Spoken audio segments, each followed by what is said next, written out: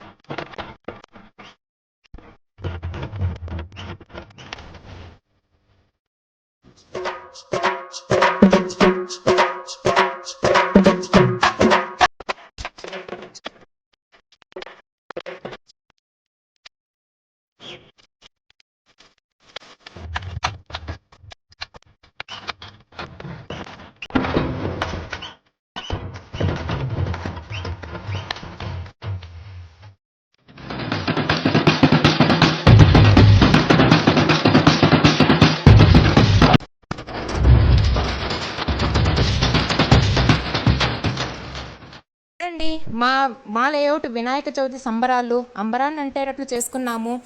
Please like, share and subscribe to my channel. Thanks for the watching అండి.